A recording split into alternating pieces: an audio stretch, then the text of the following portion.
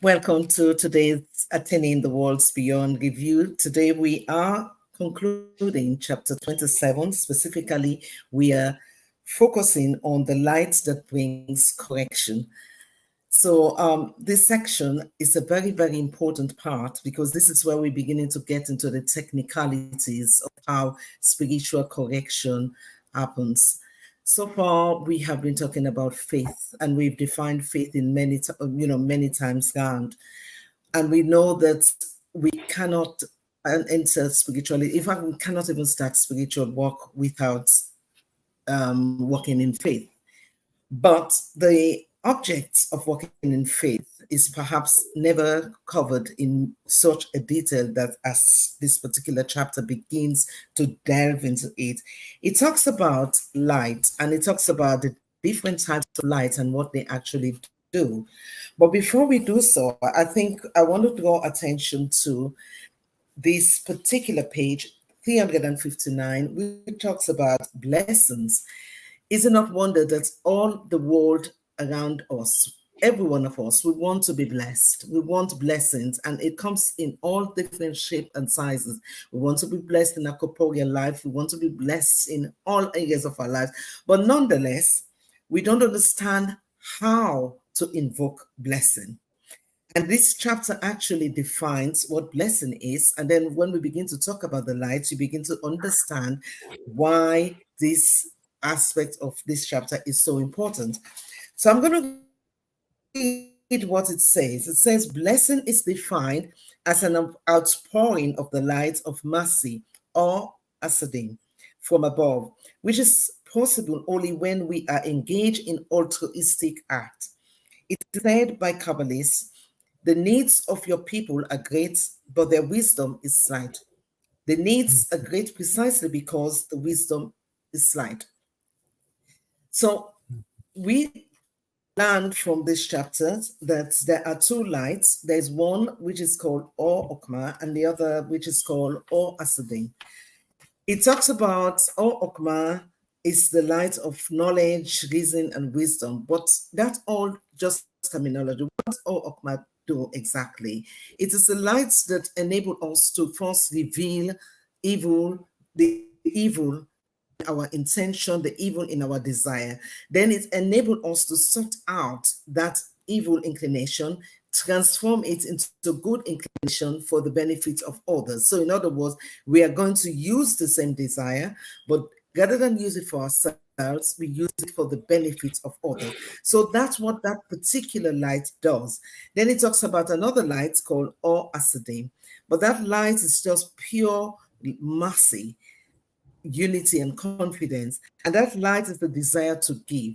But what is the problem here? The problem is the Hassadim you cannot even attract into your vessel until the Hochma has done its work. Because if Hassadim enter a person's vessel, actually it's a problem rather than a solution. Because if that desire is not corrected, it's going to try and zap everything that comes in terms of pleasure for itself.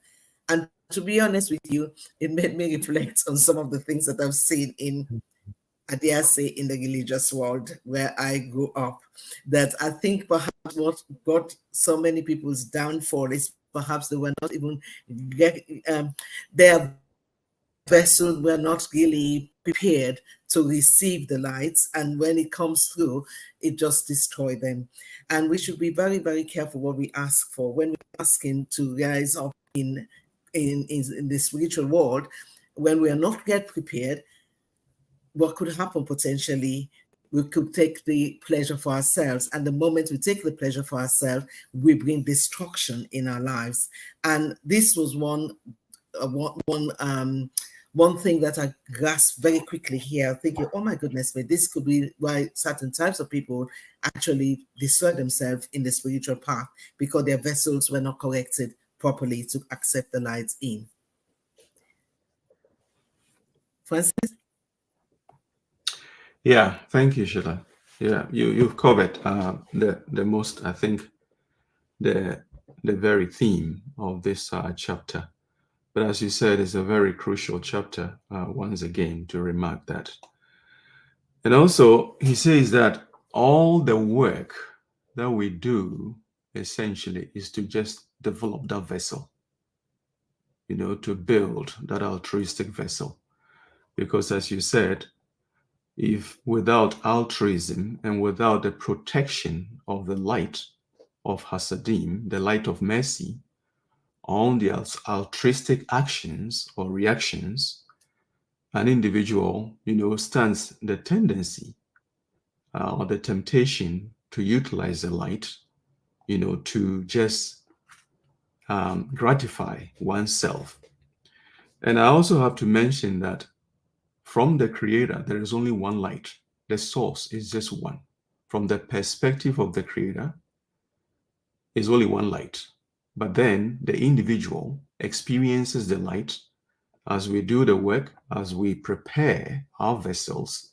We experience the light in two different aspects. The light that brings us to a point where we realize how evil I am, or the evil that is inside me, to the point that I ask him to take me through all the circumstances, to change my vessels, to give me the correct vessels, the altruistic vessels. And then the light of our mercy, comes in also to do its work. So experientially, even though it's just one light, we experience it in two different aspects. And then I will read from a paragraph in page 356, the last paragraph. It says, "But then, having corrected one's desires, one begins to receive the light in order to delight the Creator. This light, also known as Torah, is called the names of the Creator, because the individual receives into oneself and soul a part of the Creator and assigns names to the Creator in accordance with the pleasures received from the light." So it becomes very personal, very experiential, that as we experience the light, as I've said, it creates certain taste, within us. We begin to relate to the Creator according to the taste or according to the sensations that He impresses us with. So basically, it is the same light, as I've said, but experientially, it comes, in two different aspects. Tuso? Thanks, Francis. Yes, and the way this light is received by us, this portion of the chapter gives an example of how we actually receive it. It say that we can receive a pleasure in the past, the present, and the future. In the future, it is said it takes more of the portion of our thoughts, because maybe I've made some investment and I'm busy thinking and hoping for the future. The future would be good, so forth and so forth will be good. It takes a bigger portion. It simply means we are drawing light from the future while we are in the present. In the present, we can only draw a certain small amount of pleasure and it quickly disappears. In the past, we can keep on going back to it, just like in the future, that constantly occupies our thoughts, our minds. In the past, we can constantly think of the good times. When you are just sitting alone and you are thinking of something good that happened in the past, you are drawing pleasure from it also. So this light is showing us that we can receive pleasure in different ways, or the Creator is constantly giving us pleasure where we can access it even in the present moment. When we go down with this chapter again, it speaks of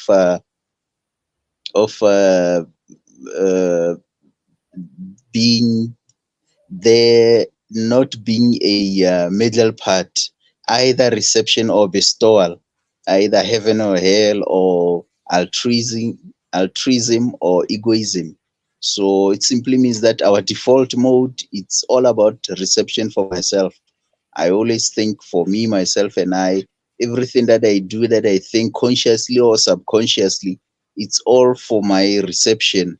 But in order for us to change our nature and go back to the Creator, which is the thought of creation, so that we can delight Him while being in the same form as He is, we begin to make an effort. And while making an effort, we move from being egoistic to being altruistic, because now we only want to do it for the others instead of ourselves.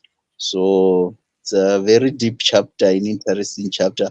I hope when you read it, you have to go back at least twice, 3 times on it in order to digest it, digest it to the point of understanding what it really wants to us, the readers.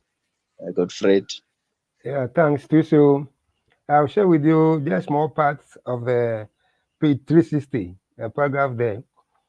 It reads that all our work consists of the preparation to receive the light. As Rabbi Ashtok said, the most important is the Kri or the vessel, even though the Kri without light is as lifeless as the body without a soul. Thus, we should prepare our Kri in advance without the soul, in advance, so that when it receives the light, it works properly. This can be likened to a man-made machine that operates on electricity. The machine will not work unless it is plugged into the electrical source, but the result of its work depends on the way the machine itself is made. So our vehicle here, we learned so much that now when we receive this light, it reveals the evil in us. And then we start collection, we start the work in collecting, and then we change our nature from egoistic to sharing, ultra, the greatest nature. So this is where the preparation all starts. So all our life work, all the learning we are doing here, we are sharing, is that for us to share, begin sharing more than receiving for ourselves. We need to change our nature. We need to prepare to receive the light. We need to yearn, receive the light, and then let the light work on us, reveal our evil nature, and transform it. Sheila.